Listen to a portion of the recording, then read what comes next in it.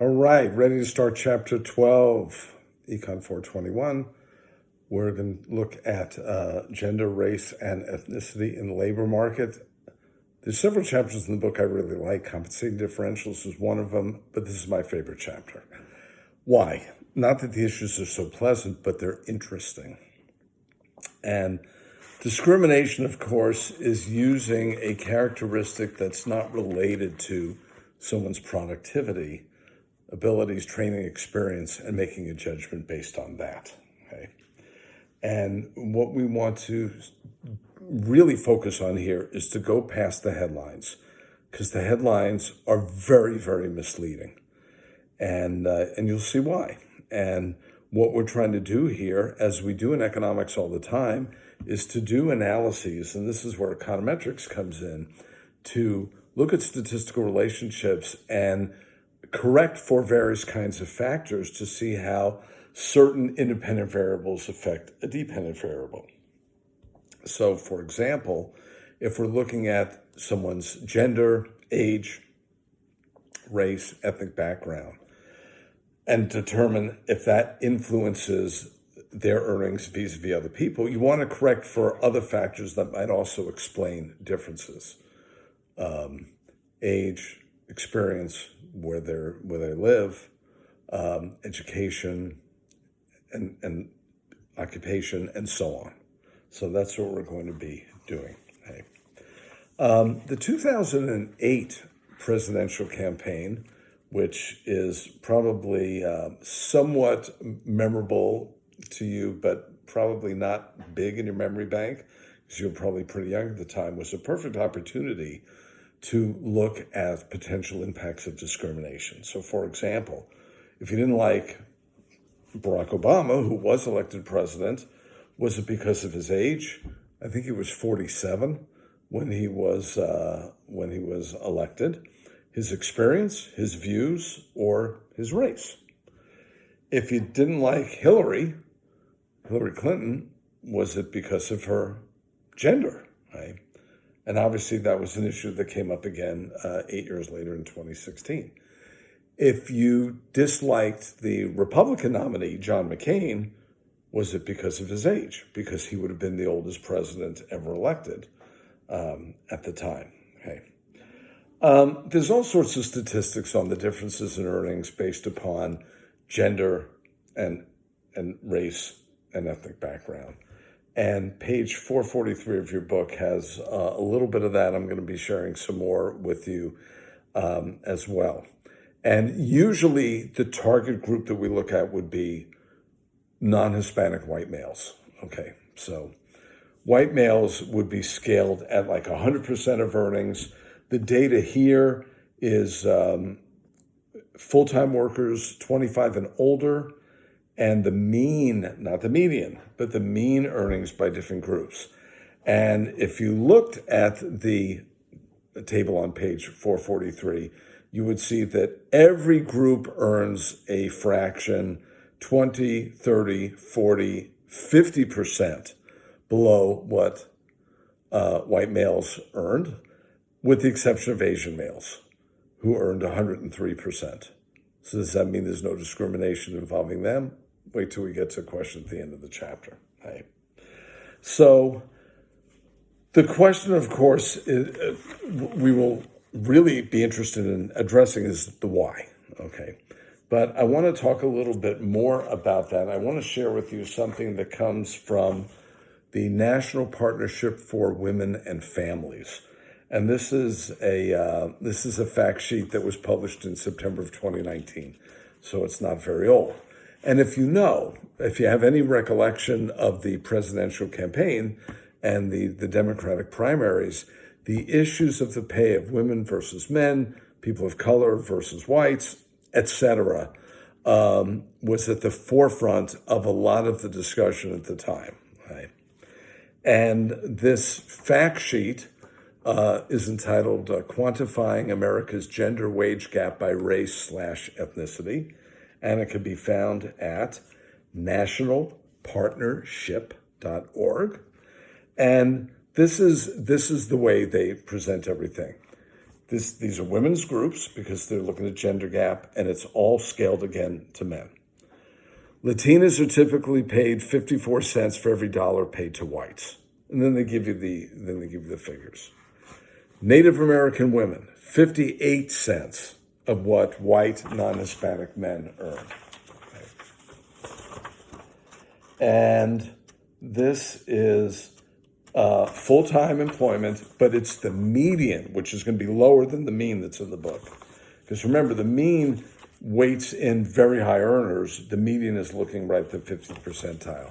Black women, 62 cents of what white non-Hispanic men earn. White women, 79 cents.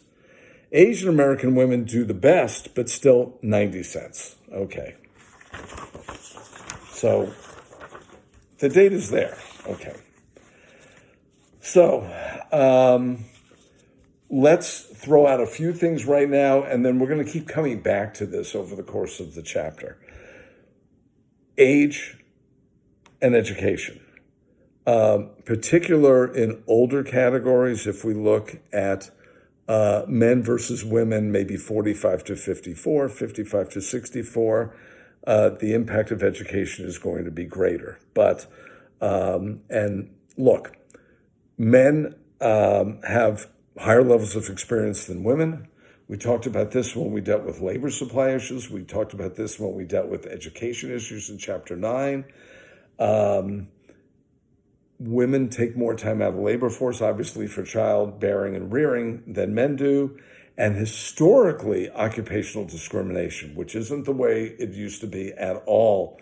There are still some occupations where the mix between men and women or different races is still quite a bit different than the population as a whole. There may be a lot of explanations for that. Some of them are old cultural habits die even if the laws change, but a lot of that has changed a ton. Doctors and lawyers would be kind of the extreme example about that. But there's some things that may have absolutely nothing to do with discrimination, and we want to talk about that. I mean, just as a very simple example, men work 2 to 4 hours a week more than women do. If they earned the same, then there would be discrimination against men. So we want to look at factors that we can observe. We can't observe everything, okay? So proving discrimination statistically is very difficult, but we can look and see what are the observable characteristics that lead to differences, and what's left, some portion of that will be due to discrimination. Okay, we have a lot of different types of discrimination. We'll be getting into that a little further when we proceed in this chapter. Wage discrimination, you pay a different amount when the only difference is going to be gender. Occupational discrimination, women are directed to fewer and lower paying occupations. When I was young, what did most women do?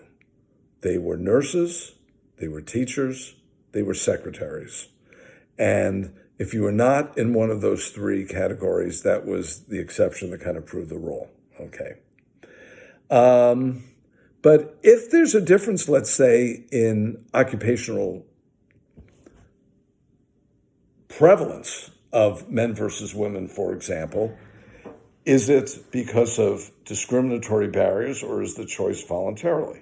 For example, a lot of women want to go and be teachers because that gives them the opportunity to spend more time with their children. They can be home earlier than when you have a typical kind of office job. And so there's an extenuating factor that enters into that choice. Or could it be what we call pre-market discrimination, that people from the time they're very young have been acculturated to engage in certain kinds of occupations? Girls playing nurse or mommy, boys playing doctor or builder, things of that nature. Okay. So is the role of a female in society due to society's restrictions and morals, or is it the outcome of free choice? Okay. So to think, look, economics is not the only factor, as you can see here. Obviously, sociological analyses come into play, but economics can explain a lot. That's what we're going to focus on. Okay. So we look, and that data from the nationalpartnership.org that I talked about shows that particularly women earning way less than men, and women of color even further than that. Okay. What is the bottom line? Okay, and then we'll take a step back. The bottom line seems to suggest that the difference is more in the order of 3 to 10%. When we correct for differences in human capital, employers, occupations, earnings, at least by gender, not nearly as much of a distinction as we first believe. Okay. How about blacks versus whites? We can see from the data that black males working full-time made 70% of what white males did, black females 55%. So that's a 30 or 45% difference, pretty extreme. Okay. If we look at more recent data, it's gone up from 70 to 71% for males, from 55 to 59% for females. It's moving in the direction of closing the gap, but obviously it's moving rather slowly. Okay. Historically, blacks have much higher unemployment rates than whites. The gap has closed until the last month, when all bets are off with regards to the statistics having to do with the economy, lower labor force participation rates, and that may be due to some of the issues that we talked about earlier with regards to government assistance programs that discourage people from engaging in the labor force. And African Americans typically have less job seniority, so they are affected by the business cycle more than men are. Okay.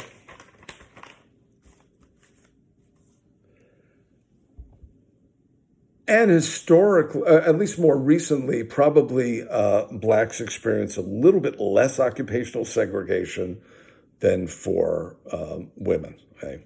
Obviously, if we go back in time and look at Major League Baseball, there was an entirely separate league for African American players at the time, but those went by the wayside almost 70 years ago. So there's very few occupations where there's any overt, because it's illegal, barriers to hiring certain individuals. Okay. All right, we'll pick this up in part 2.